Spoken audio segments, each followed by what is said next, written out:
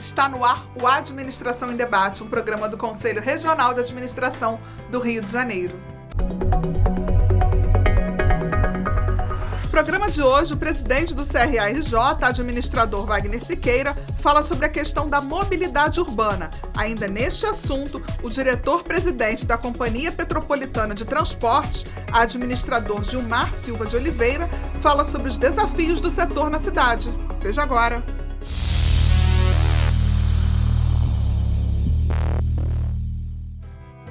No Palavra do Presidente de hoje, o administrador Wagner Siqueira explica como o trabalho do administrador pode influenciar no bom andamento da mobilidade urbana, tema que está no centro das discussões no estado do Rio de Janeiro há alguns meses. Veja agora.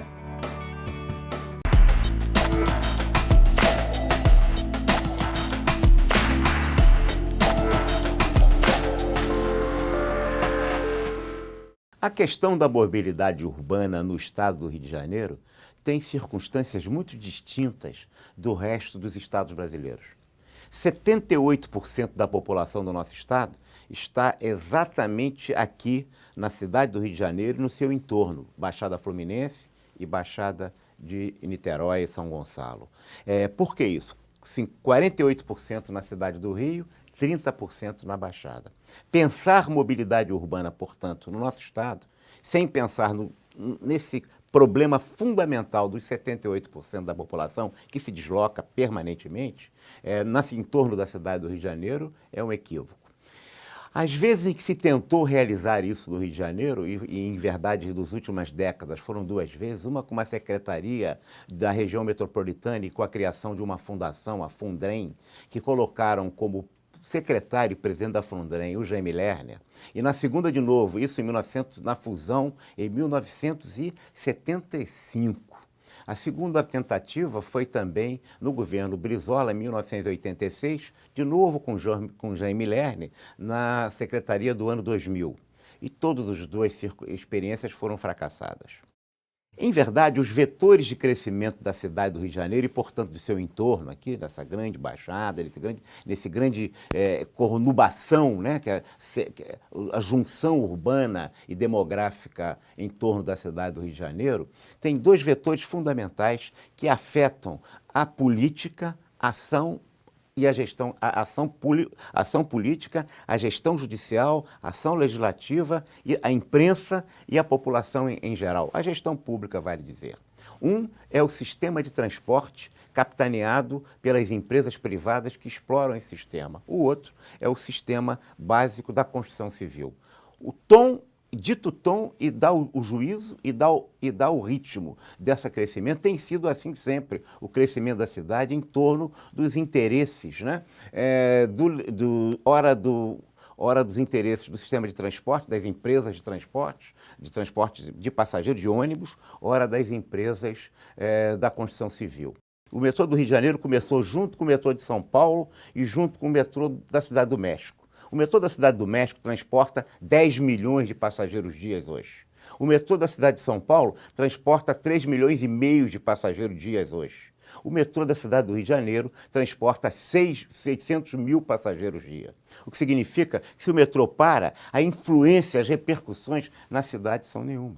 Quer dizer, não se trabalha com transporte de massa. Quando a gente pensa em 1984, que o sistema de barcas no Rio de Janeiro funcionava com cerca de 200 mil passageiros dias e que hoje funciona com menos de 50 mil passageiros dias, a gente vai entender que quando os ônibus passaram a utilizar a ponte Rio-Niterói, o sistema de barcas caiu. Quando a gente pensa que o sistema de transporte coletivos, de trem suburbanos, que são importantes, sempre foram importantes esses sistemas no Rio de Janeiro suburbano, transportava, para ter referência, em 1984, 1,5 milhão de passageiros dia, e que hoje transporta menos de 500 mil passageiros. Veja, a população cresceu, a demanda cresceu e o serviço diminuiu. A gente vê de novo interesses efetivamente que não conseguem compreender a lógica e a racionalidade do atendimento do bem comum da região metropolitana, que tem como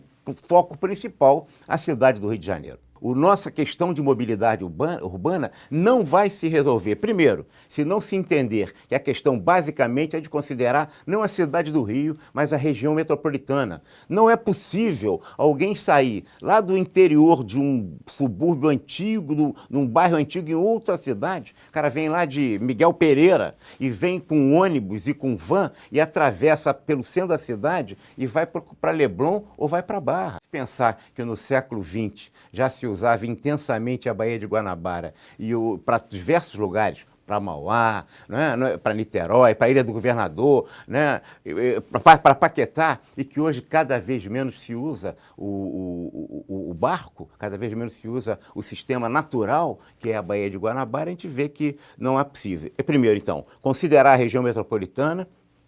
Segundo, isso é fundamental. E segundo, considerar as influências do interesse real da população na sua mobilidade. Isso teve dois movimentos contrários a isso na história de mais de um século no Rio de Janeiro. Primeiro, a revolta do Vintém, que foi no século XIX, quando se questionou o aumento do valor da passagem do bonde e que houve muito quebra-quebra, o governo teve que recuar e pela primeira vez, e foi a primeira vez, infelizmente só agora, e que se voltou atrás de decisões equivocadas e o bonde continuou e o preço caiu. Eu escuto falar de anel rodoviário do Rio de Janeiro desde que nasci. Só que no anel rodoviário interior da cidade de Paris é todo vinculado por bonde. Claro que o turista não percebe isso, né? Quem não conhece bem a cidade não percebe isso. Eu não estou falando só de Paris, Roma é assim. Berlim nem se fala. Enfim, nós não incorporamos a experiência internacional nos transportes de massa. Transporte de massa não é BRT. Que de novo a gente caiu no motor de explosão. Transporte de massa é trem, é metrô e evidentemente é a barca.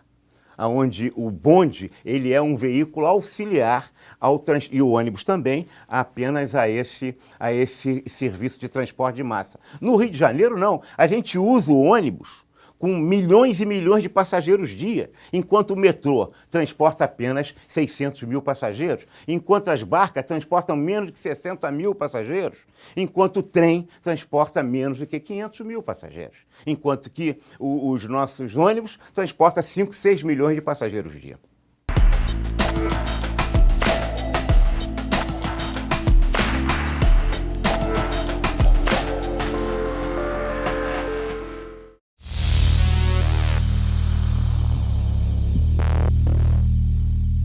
Ser um estudante registrado no CRA-RJ traz inúmeros benefícios para os futuros profissionais de administração, além de deixá-los cada vez mais próximos do seu conselho. Confere se está tudo certo, por favor. Para se cadastrar no CRA-RJ, preencha o formulário online no site do conselho e coloque em anexo uma cópia da sua identidade, uma foto 3x4 e uma declaração atualizada da sua faculdade, informando o período que está sendo cursado. Venha fazer parte do CRA-RJ. Em mais uma iniciativa pioneira entre as instituições de representação profissional no Brasil, o Conselho Regional de Administração do Rio de Janeiro criou a Universidade Corporativa Gilda Nunes. A UCGN é uma plataforma de educação à distância, que agora reúne, além dos cursos gratuitos DTCOM e os cursos de pós-graduação Cesumar, que já eram oferecidos para os profissionais registrados, a Web Aula CRA-RJ. Uma nova ferramenta que amplia a grade de educação profissional continuada com a oferta de mais de 200 cursos em diversas áreas, com descontos especiais para os profissionais registrados no Conselho. Acesse ucgildanunes.org.br e conheça esse novo conceito em educação profissional.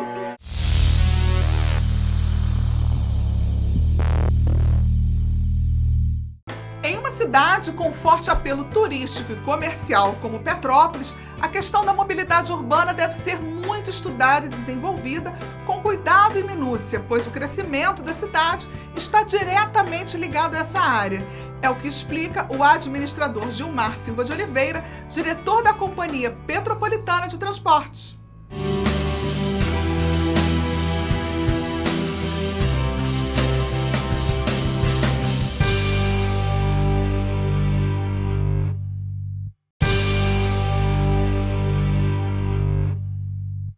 Então, a mobilidade urbana hoje é um dos maiores desafios das cidades brasileiras, principalmente porque normalmente é um setor em que nunca foi alvo de grandes recursos e de muita preocupação dos governantes.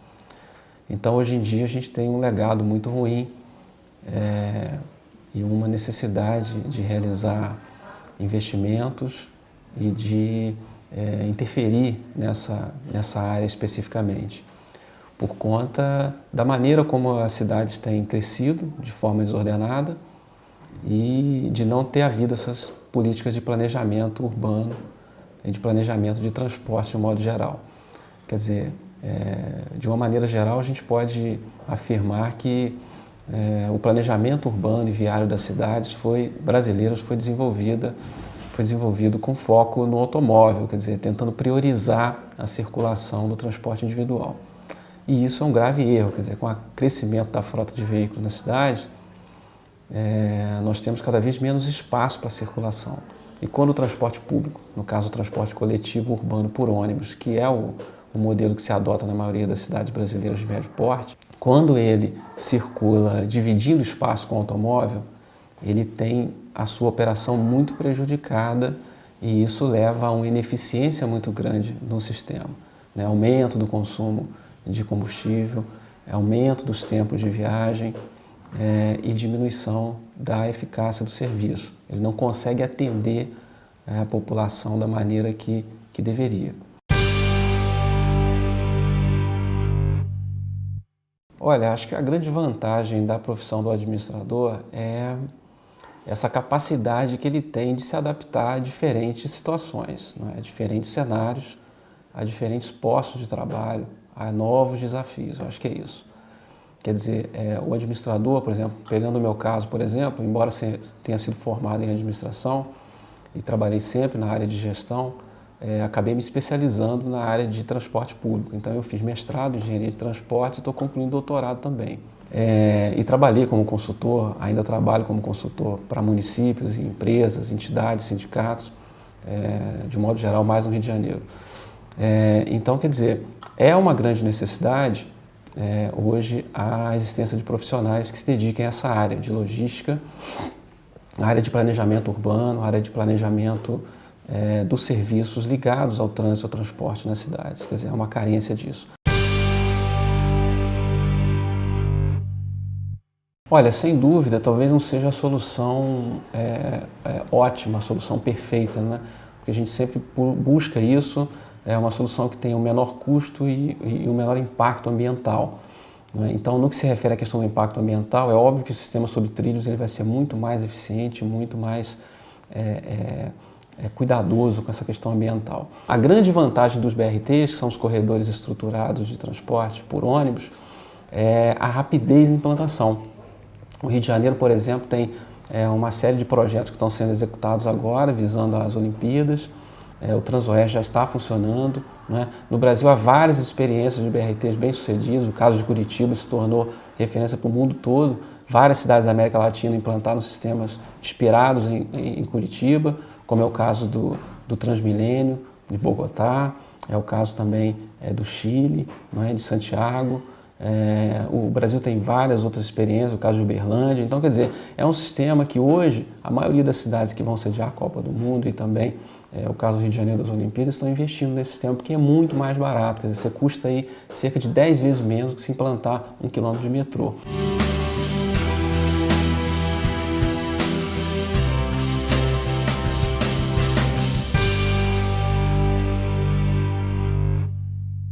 O Administração em Debate desta semana fica por aqui, mas na próxima semana tem mais. Até lá!